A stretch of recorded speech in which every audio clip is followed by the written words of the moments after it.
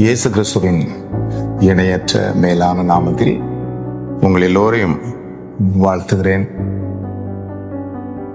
ஆத்தும் நேசராம் கர்த்தராகிய இயேசு கிறிஸ்துவின் சரீரமாகிய சபை கர்நாடகா இந்த மாதத்தில் தேவன் கொடுத்த வாக்குத்தத்தத்தை நான் உங்களோடு பகிர்ந்து கொள்வதில் மிகவும் சந்தோஷப்படுகிறேன். கடந்த மாதம் கர்த்தர் நமக்கு வாக்கு கொடுத்தார், கனப்படுத்துவேன் என்று. இந்த மாதத்திலும் ஏசாயா தீர்க்கதரிசியின் புஸ்தகம் 43வது அதிகாரம் 4வது வசனத்தை பார்க்கும் பொழுது, நீ என் பார்வைக்கு அருமையானபடினால் கனம் பெற்றாய், நானும் உன்னை சிநேகித்தேன், நான் உன்னோட இருக்கிறேன், கூட்டிச் சேர்ப்பேன், நான் வடக்கை நோக்கி கொடு என்றும் தெற்கை நோக்கி வைத்திராதே என்றும் சொல்லி, தூரத்திலிருந்து என் குமாரரை பூமியின் கடையாந்திரத்திலிருந்து என் குமாரத்தையும் நான் என் மகிமைக்கென்று சிருஷ்டித்து உருவாக்கி படைத்தேன், என் நாமம் தெரிவிக்கப்பட்ட யாவரையும் கொண்டு வந்தேன். கர்த்தருக்கு ஸ்தோத்திரம் உண்டாவதாக. நீ என் பார்வைக்கு அருமையானபடினால் கனம் பெற்றாய், நானும் உன்னை சிநேகித்தேன். நிறைய வாக்குத்தத்தங்கள் இங்கே சொல்லப்பட்டிருக்கிறது. சேஷ்மாய் யாருக்கு இந்த வாக்குத்தத்தம், யாருக்கு இந்த ஆசீர்வாதம்? வேதம் சொல்லுகிறது, இப்போதும் யாக்கோவே உன்னை சிருஷ்டித்தவரும் இஸ்ரவேலை உன்னை உருவாக்கினவருமாகிய கர்த்தர் சொல்லுகிறதாவது, பயப்படாதே, உன்னை மீட்டுக்கொண்டேன், உன்னை பேர் சொல்லி அழைத்தேன், நீ என்னுடையவன். மீட்கப்பட்டவர்கள் அருமையானவர்களே, தேவனுடையவர்களாக இருக்கும். யார் தேவனுடையவர்கள்?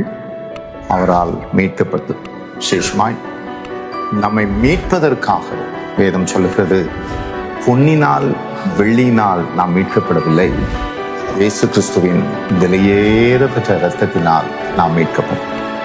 எப்படி இஸ்ரவேல் ஜனங்களை எகிப்திலிருந்து தேவன் தம்முடைய பலத்த கரத்தினால் மீட்டு கொண்டாரோ, அதே போல நாம் ஒவ்வொருவரும் எகிப்தாகிய இந்த உலகத்திலிருந்து கர்த்தர் நம்மை மீட்டுக் கொள்ளும்படியாக நம்முடைய விலையேற பெற்ற இரத்தத்தை அவர் சிந்தினார். அருமையானவர்களே, பாவங்களிலிருந்து நாம் மீட்கப்பட்டோம் என்று வேதம் சொல்லுகிறார். அக்கிரமங்களிலிருந்து நாம் மீட்கப்பட்டோம். இப்படி மீட்கப்பட்டவர்களுக்கு அவர் சொல்லுகிற ஒரு காரியம்தான், நீ என் பார்வைக்கு அருமையானபடினால் கனம் பெற்றாய், நானும் உன்னை சிநேகித்தேன், நான் உன்னோடு இருக்கிறேன். விசேஷமாய் கடந்த 4வது வாரம் கர்த்தர் வருகிற மாதத்திலே இப்படி ஒரு காரியத்தை செய்வார். ஒரு பெரிய எழுப்புதலை கட்டளையிடுவார், அநேகரை கூட்டிச் சேர்ப்பார், அநேகரை கர்த்தர் பல இடங்களிலிருந்து கொண்டு வருவார் என்று. அருமையானவர்களை, அப்பொழுது இந்த வார்த்தைகளை நான் படிக்கவில்லை.